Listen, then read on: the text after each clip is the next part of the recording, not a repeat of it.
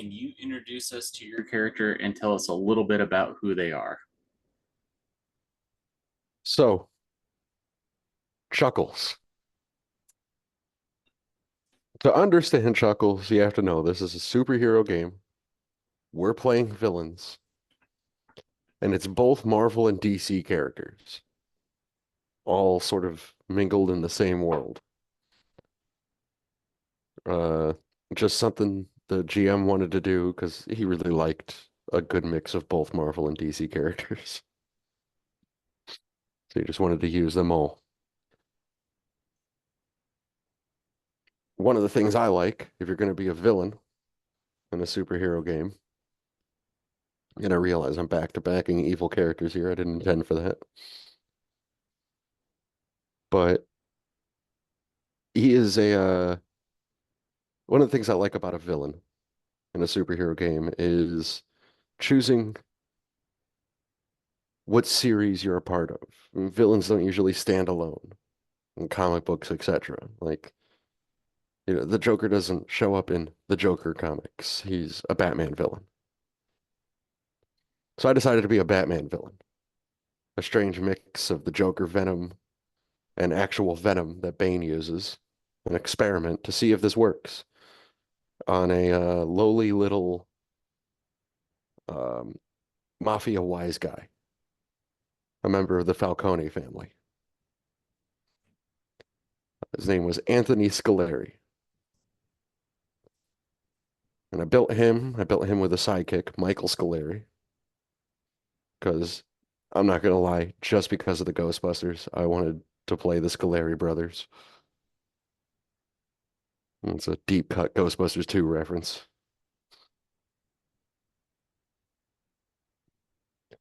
He was experimented on by the Joker, and it made him into a giant and nearly unstoppable monster who was even crazier than before. He was not bright.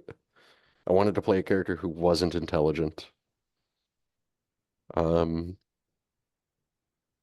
he was, as I said, he read at a third grade level, but like a low third grade level. Like not the hard books, not the ones with the big words. If you asked him what a multiplication table was, he'd give you two tables.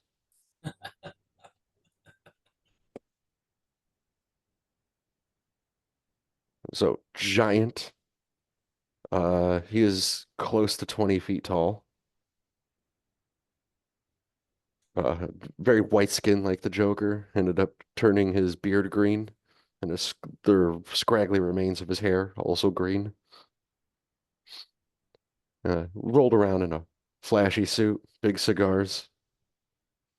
Just an absolute like Hulk style, point me at something and then get the hell out of my way. In the system we were playing, his body stat was so high that I effectively ran at a first level super speed Oh man. because peak physical perfection. Physically speaking, you couldn't improve it without superpowers, which he also had plenty of. He could lift skyscrapers. He was this strong. He was nearly invulnerable. Well, let's talk a little bit about that. How did you come up with the idea for this character? And did you draw any inspiration from any particular sources or experiences? Yeah, obviously one of the inspirations was the Ghostbusters 2 reference I wanted to make with the name.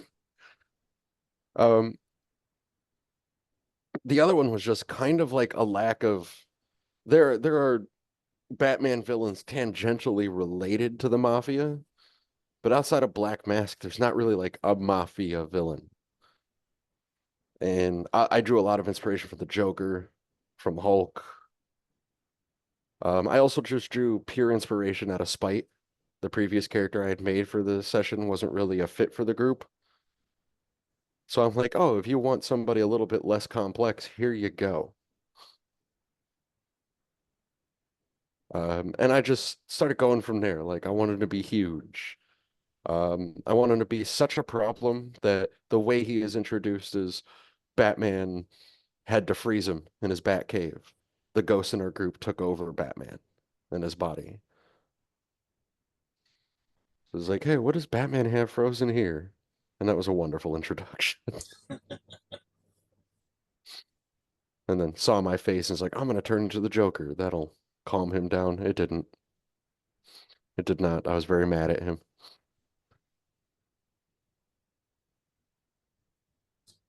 Well, you talked a little bit about your character's strengths. What about any weaknesses, and then how did they impact the way that you played the game? Well, his weaknesses were like just purely how dumb he was. He wasn't bright. He didn't make plans. And often I would think like, oh, this would be a great thing to do, and this is why he wouldn't do it. And then I would have to do just like, but what's the dumbest thing I can do right now? Like, what's the worst thing I can do in this particular moment? Without, of course, like killing the group because you don't want to do that. Yeah, But his other weakness was outside of his brother Mikey, he wasn't loyal to anyone at all. Like, you couldn't trust him. You never knew what he was going to do. And his need to show how tough he was all the time. I imagine that would be a pretty big Achilles heel. Yeah, yes, it was. It caused him to punch a nuke because I ain't no bitch. Famous words. Famous words from Chuckles' mouth in between laughing and chewing on a cigar. I ain't no bitch. Let me do the worst thing I can do right now. Well, you said that you designed Chuckles because one character didn't fit in, but how did Chuckles fit into the larger story or campaign? And then what motivated them to be a part of and stay a part of the adventure? Well, one of the major things that motivated him to stay in the game was sort of the mobs and Gotham's mob involvement and everything. He saw the rest of the group as a means to an end. The ghost in the group who could also do illusions was able to show him traitors, people working for Lex Luthor in the mob. And so he was able to put little arrows above their heads that only the people who weren't traitors could see. And that endeared him to him until eventually he's like, well, I'm taking over. And the rest of their wise guys are pulling up their guns, getting ready to shoot. I grabbed one of them and emptied the entire clip into the side of my head as I'm laughing at them. They fell in line. The major motivation was at this point, I didn't want to be the driving force of the game. I didn't want to like somebody else already really wanted a leadership position, so I'm like, all right, I'll give you a cannon. He's just a cannon you can fire when things go south. Which it was so he was so simple, so dumb, and so easy to manipulate that the guy ended up not trusting him. He thought I was pulling something. I could see that. It's like there's no way that D would play this type of character. Like it has to be a long con. But it wasn't.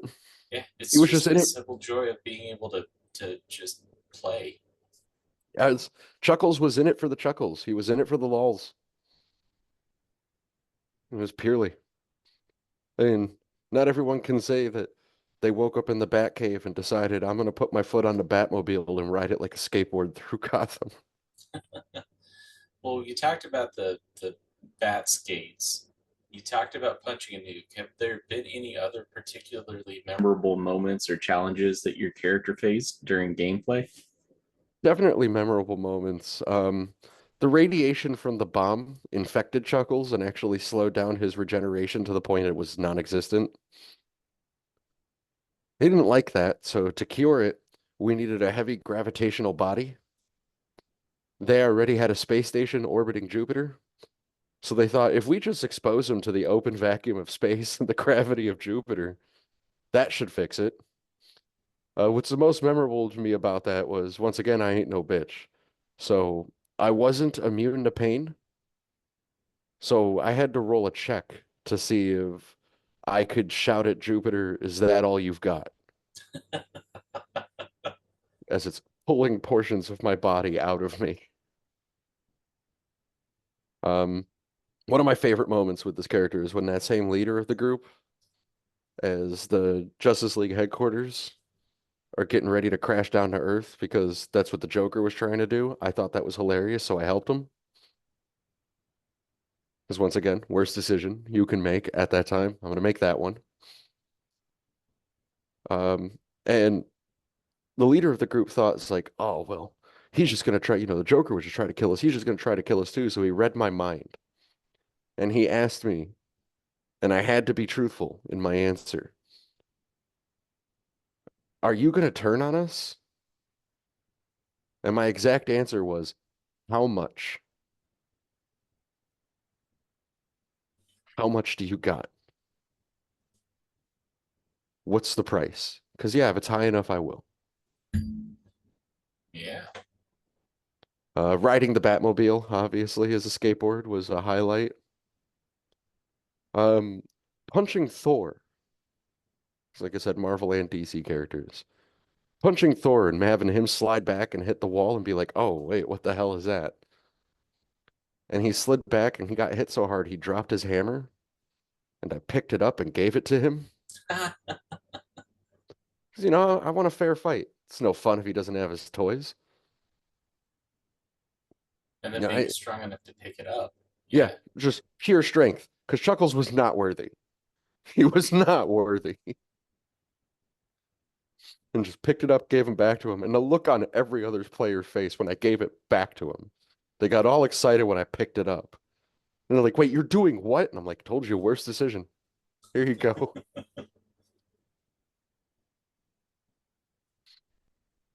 Oh, and to sit there and get into a slugfest with Superman and he gets tired. That's good times. Um, Uh, running down to uh running down to Cuba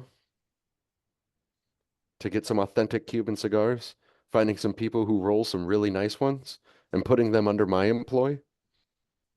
Those two cigar rollers made $2 million a month. Yeah. Because by that point, my enterprise was going global. That's the best part. Mikey was smart. My henchman, smart as hell. That's what he did. He was a lawyer for the mob. So I kind of used him to be like, I'm going to make my smart decisions through him. But as smart as he was, if Chuckles wants to do something, you're not going to stop him. yeah. Well, it looks like Chuckles has had a lot going on. How did Chuckles evolve over the course of the game? And have they changed in any significant ways? Chuckles became less fun over the course of the game. I don't mean less fun to play. He's always a blast to play. Um, he became less fun as a character, less easygoing, less just jolly about things. His smile was more out of he can't actually close it at that point because of the Joker venom, the Joker toxin. Then a genuine smile. And most of that came when I tried to move in on the Yakuza and take their territory. They killed Mikey. Oh, Yeah, it was a very sad funeral, but ever since that, Chuckles started to become a very grim person and a little bit less controllable because Mikey was the only one he would listen to. well, that kind of leads into this next question. I mean, you had Mikey, but are there any other characters in the game that your character developed a close relationship with? And if so, how have those relationships or how did those relationships evolve? Well, as much as that ghost didn't trust me, I trusted him. It definitely evolved to the point where when Mikey died, he could have easily become a surrogate Mikey. He just didn't trust Chuckles enough. Didn't open up. But I would say, how did he evolve? Yeah, he became, or not how did he evolve, but how does relationships go? Enemies became either friends or dead. So I imagine a lot of them, their relationships didn't evolve, but Chuckles was dumb. If you're on his side, he doesn't understand the difference. He's not smart enough to pick up that you're trying to pull one on him. that you're just staying close enough until you figure out how to kill him, which I have to imagine was most of the people he thought were his friends. Stay out of the path of the bulldozer. I'm gonna say, yeah, like his friend circle got bigger. Although yeah, his brother's death that fucked everything up. But what did you enjoy most about playing this character, and how has playing them impacted your life overall? Um, I just enjoyed just the pure havoc of playing a character, like I said, who can run through a building with his eyes closed, and he won't have known he's run through a building. He could be like, "Oh, what's that? Did a fly land on me?" Because it's the same to him. And that was enjoyed. Pushing the limits, doing the most insane thing you can think of at the time was just fun. It was like I said, punching a nuke. How many characters are like, "I'm gonna punch this nuke I can't think of very many. because I'm tired of waiting for it to explode." Um,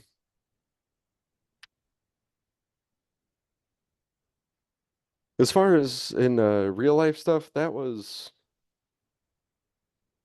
probably like the first time I've ever designed a character where I gave several different like pictures of him over the course of his career. So like got to see him go. He was definitely the first character I put on like his own imaginary cover of a Teen Titans cover. Was because he had a wonderful encounter with Raven and Cyborg, and then he past tense them Ooh, because that's what he does. And that cover actually has him with the Batmobile under his foot. Hope I can find that one. that would be awesome. It was mainly, yeah, it was like the first time I really like played with a lot of different artwork, certain programs. It was my major introduction to Hero Machine, which doesn't exist anymore, but you can still get it if you have, because it's a Flash based, so like those don't work. But if you still have like a Flash player, you can use it. Oh yeah. Sounds like you've got a lot of like snapshots in time with some crazy exciting gameplay experiences. Are there any other ones that you're looking at that you're like, man, these other instances stand out?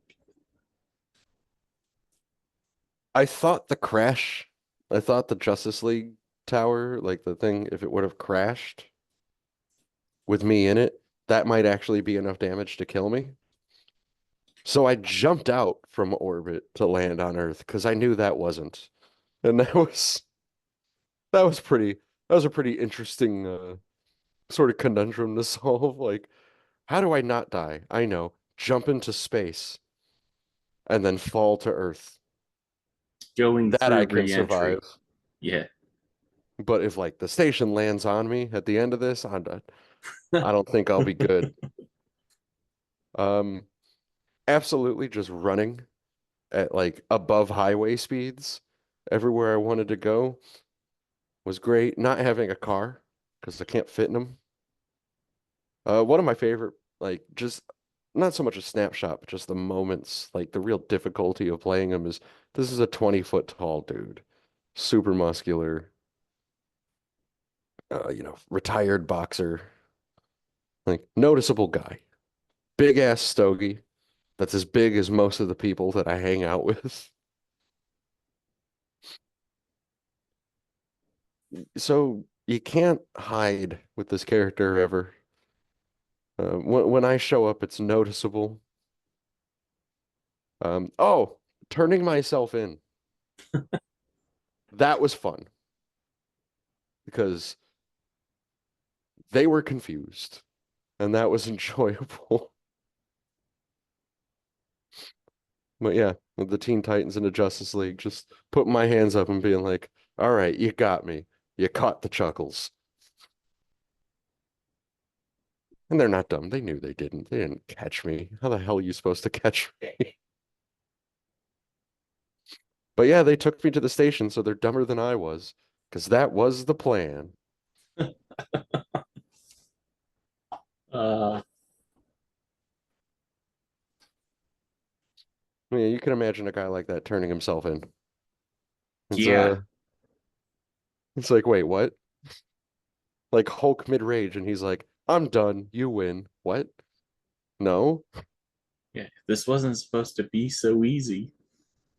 Oh, and just the pure joy in Thor's eyes fighting him. He was, it was the best day of his life, which is Aw. good because it was the last. Well, he died doing what he loved. Beating someone else, finding someone else so they could beat each other to death. What a time. So And this, what game system was this? so, Tristat? Tristat, Silver Age Sentinels. Gotcha. Would there be any future plans to use Chuckles? And if you did, what would you hope to achieve with them in future gameplay sessions? It wouldn't be in future gameplay sessions. Um, if I were to get it in my head and really sit down and want to do it and take the time to mod, say, one of the Batman Arkham games, I would love to mod a little side mission where you have to do Chuckles' origin story. Ah, Because I intended Chuckles not just to be a Batman villain, but to be a Batman Superman villain. Like one of the villains, he shows up, it's like, oh, that this takes both of us. And I always imagined his origin story being that. yeah, bronze and cunning. Yeah.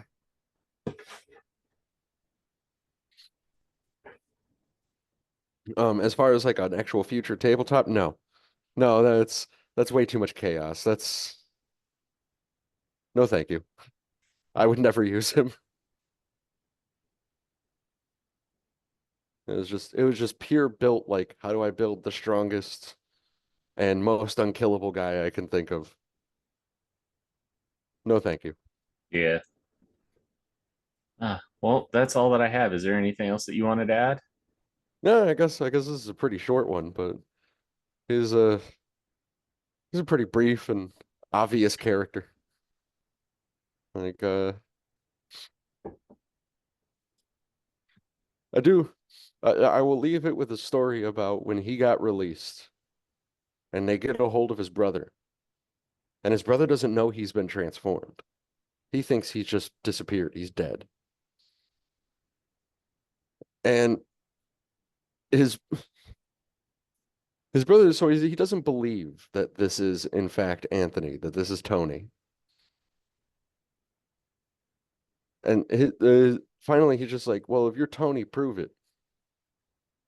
And we hadn't like fleshed out the full backstory by that point too much, so I didn't know exactly what to say. But I was like, "Well, this is a good opportunity to like say something about the character to everybody. They can understand it, and then add a little bit of flavor to the background." So Tony looks at him and he's like, "So Mikey's,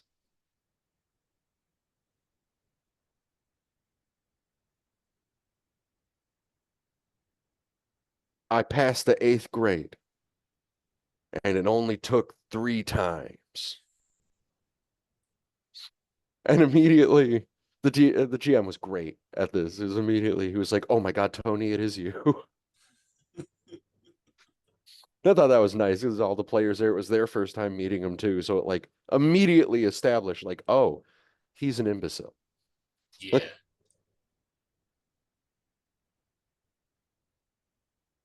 It's so good.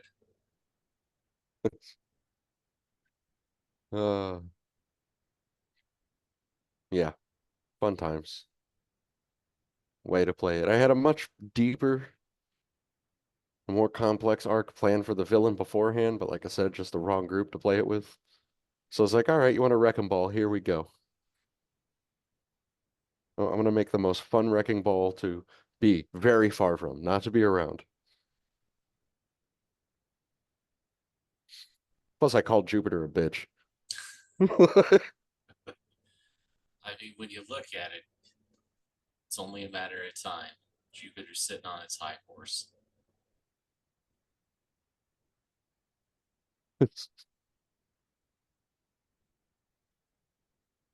Oh. Yeah, that's really about all I have to say about him. It was just too enjoyable playing. Would only recommend with that specific group and that specific setting. Definitely not the character you ever want to play in a group with anybody, because it is just a hazard. It is just a nuisance. It just gets in the way of well thought out plans because you can't trust them with any of them. Yeah. But hey, that's what that group wanted. Be careful what you wish for.